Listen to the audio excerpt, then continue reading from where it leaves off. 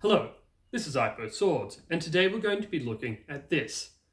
A light or flank infantry officer sabre from the interim period between 1796 and 1803.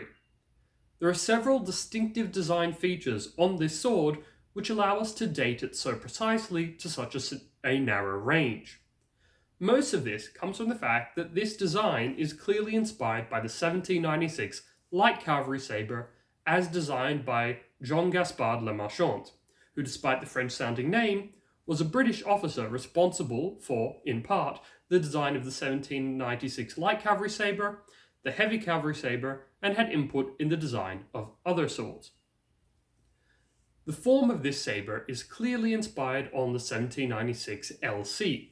However, it is significantly scaled down, weighing only 595 grams and being a total length of 75 centimeters. It does, however, share extreme similarities in the hilt design, featuring the distinctive stirrup hilt knuckle bow, steel backstrap, ferrule, and langet. This hilt, which was popularized by Jean-Gaspard Le Marchand, is an extremely effective design, as was seen throughout the entirety of the 19th century, with designs like this still being used in some countries at the outset of World War I, well into the 20th century. This design features what is called a Shamshir or half-moon blade, as period accounts would depict it, due to its extremely curved shape. It has a wedge cross-section blade featuring no fullers and a relatively straight taper from the spine to the edge. It has a slight amount of apple seating in the edge, leading to no discernible secondary bevel. It's an extremely well-designed blade. However, many of them, as accounts would depict, were rather fragile. On the side of your screen now, I've included a depiction kindly and generously donated to me by Nick Thomas, account linked below, where a British officer is depicting how his regulation half-moon sabre failed during the Battle of Waterloo in 1815. These blades were fragile not because of the design parameters which they had to adhere to, but rather because of flaws in the steel used or the heat treatment process. This comes down to one of the cruxes of British sword manufacturing of the time, one of the crucial issues, in that these swords were sold by outfitters who would often contract the production of the blades to the lowest bidder in order to maximize profit. One key telltale sign that this was produced by an outfitter is the fact that the blade is unmarked. There is no manufacturer's marking on the blade itself. Some outfitters did include marks, however, this one is entirely plain. Now, I'm not sure whether this blade suffers the same problems as some of the others, and I'm not exactly willing to test it against a hard target to see if it would shatter. However, what I can say is that the blade design is entirely adequate. It has a very steep, non-linear distal taper, unlike cavalry variants which tended to have a linear taper. This blade tapers from around 6mm at the tang, down to around 4mm at the point of balance, which is around 12cm from the hilt, and all the way down to 1mm at the beginning of the false edge at the tip of the blade. This means it is extremely thin at the point of percussion, which reduces resistance when passing through a target. It also means that this is an extremely maneuverable sword. Non-linear distal tapers, as well as gradual profile tapers, tend to lend to extremely agile swords, with this one being no exception. The short overall length, light blade, and non-linear distal taper mean this is an extremely fast sword to cut with and recover with, allowing for extremely quick engagements with the enemy, which makes sense given the context by which these swords were purchased and produced. Light and flank infantry officers, who were in command of aptly named Light and Flank Infantry companies, tended to engage more in melees than line infantry officers. This was because they were often in skirmish order, sent out to harass the enemy. This means that they were fundamentally closer to enemy lines of battle and more likely to engage in hand-to-hand combat. Beyond that, light infantry companies were often tasked with picket duty, meaning that they were a guard line when the company or army was at rest and encamped. This means that they were often scouting or patrolling the borders of the encampment.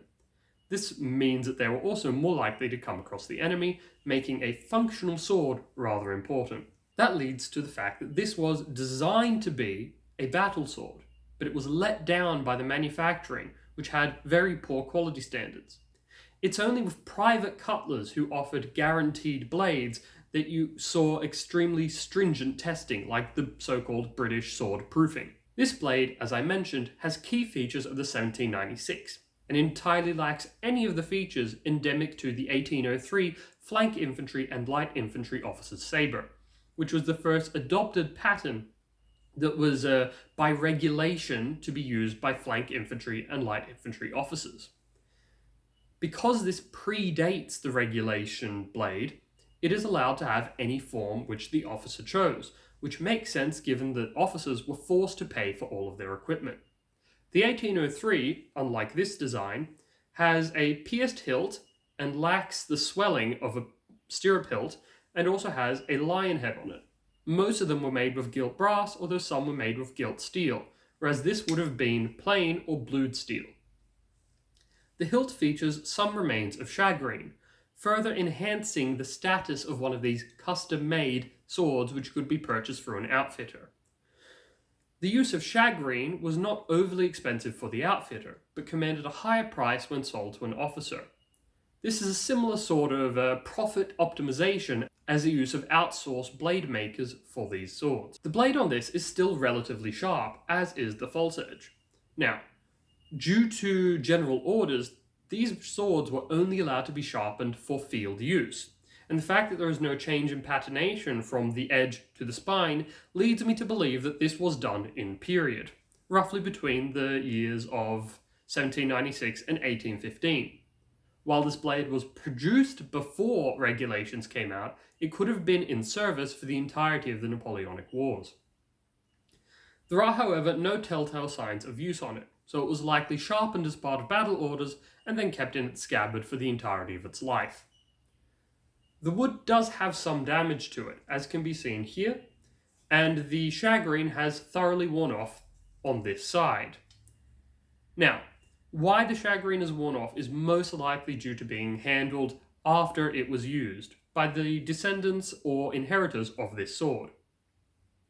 I'd also like to note that I'm going to thoroughly oil and clean this blade after I've handled it, as I do with every sword that I handle in a video.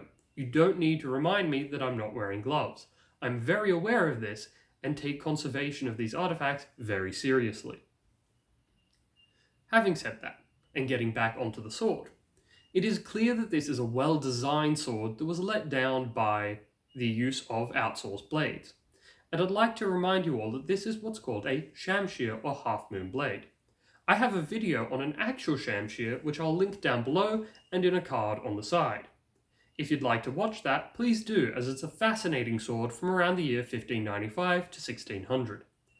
The key differences between this and a true Shamshir are the rate at which the profile taper is executed. In a true Shamshir, you would expect greater profile taper, where it starts at the same width, but ends up being significantly narrower and more conducive to thrusting if you were to choose to do so. However, I will note that there is a large variety of Shamshir blade sections, and there are some which have almost identical blades to this. I would posit that after the Indian campaigns, many people witnessed Shamshir blades like this and brought them back, which led to the adoption of these by private cutlers, as they were an interesting and exotic blade shape that proved to be very effective at fast drawing cuts. This has been a quick video on an interim sabre for a light or flank infantry officer. I hope you've enjoyed it, because that's all for today. Until next time, stay sharp.